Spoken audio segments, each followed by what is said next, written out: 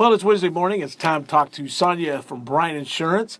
And something that a lot of times it happens when nobody wants to think about it, but that's when you have to worry about fires and things like that. But it is Fire Prevention Week, so we're going to talk a little bit about fire damage and dangers and things like that. Yes, this week is the National Fire Prevention Association's Fire Prevention Week, and their theme this year is Don't Wait, Check the Date, Replace Smoke Alarms Every 10 Years. That's their theme for this year. So I thought, since that's this week, that we should talk about that just to bring some awareness to the types of things that can happen and also things that you can do to prevent fires.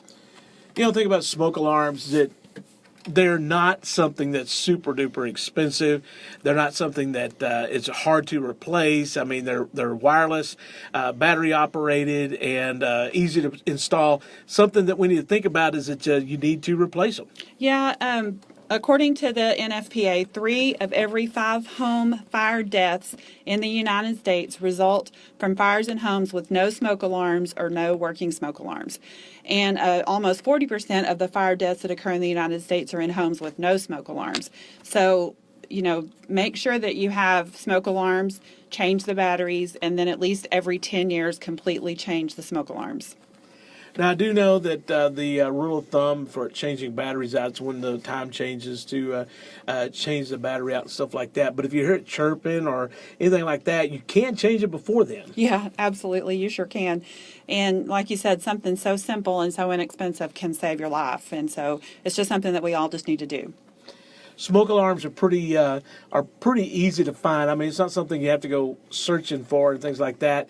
But if you do have a problem looking them up, you can go to the internet. I'm sure you can look up any of the big hardware stores, stuff like that, and they'll have any information you need as far as installing. That's true. And I even saw on one website where they had a little diagram with instructions on how to replace the batteries. So I don't need to know how to do that kind of stuff since you do that. No, you don't have to worry about that sort of thing. But the wild thing about it is that a lot of people don't think that fire could ever happen to them, but it happens all the time.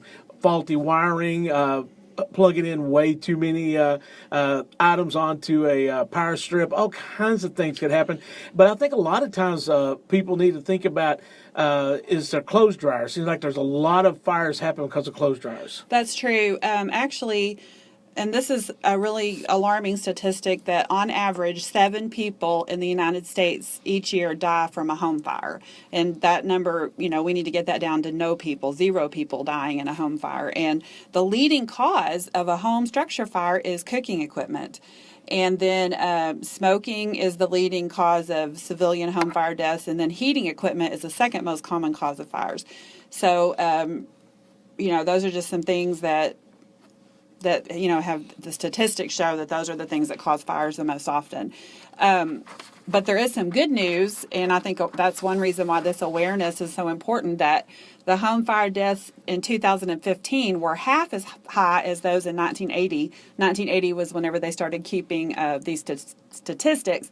And so the awareness has done some good because, like I said, the house fires and deaths are half as high now as they were in 1980. So let's just keep the awareness up and do what we need to do to keep ourselves, our homes, our families safe.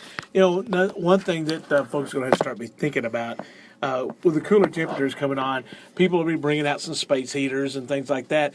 Also, over the spring and summer, they maybe had some items that got around their heaters that they don't think about.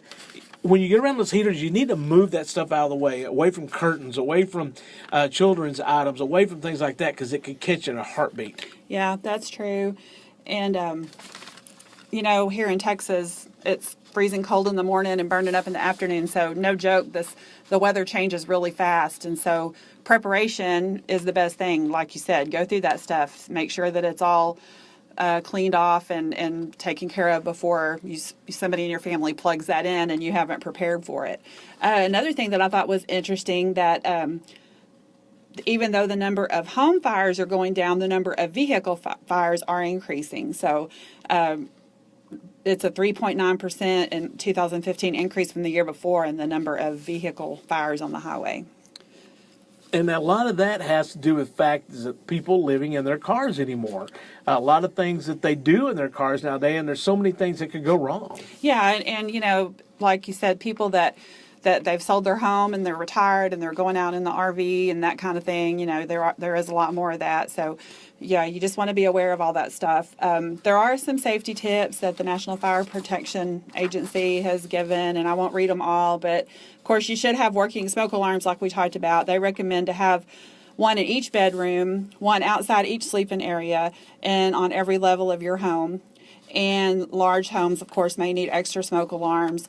And they recommend that you test the smoke alarms once a month. Use an interconnected smoke alarms if possible, so that when one alarm sounds, they all sound. And of course, there's other kinds of fire protection you can get as well, up to the central station fire alarms at your home. That if it detects the smoke, it will ring at a central station. So that, you know, there's all the way from one end to the other of what you can do to protect your home and have the alarms. And then as far as fire safety tips, that children under the age of 4 are at a really high risk of home fire injury and death. And so you need to teach children what a smoke alarm sounds like.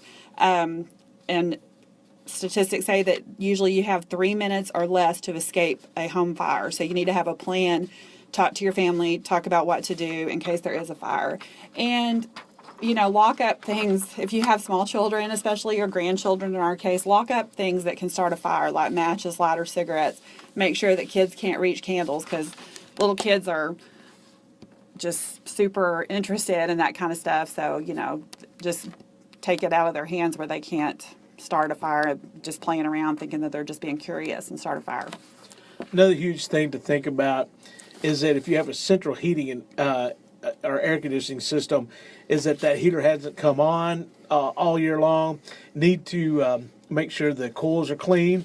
Make sure that it's not anything that's going to be, when the fire does come on to light that heater, it doesn't catch on fire. So make sure that you look at some of these things, you prevent a problem later on down the line. Now, if folks need information about their homeowners insurance, about how if they're covered enough for fires, things like that, they need to call you guys. Sure, give us a call, 549-2525. Or you can come see us on the second floor of the Sierra Bank Building in downtown Graham, or visit us on the internet at www.bryanins.com. So check it out at Bryan Insurance. You'll be glad you did. Stay tuned. We got more coming your way here on Your Lincoln Leader.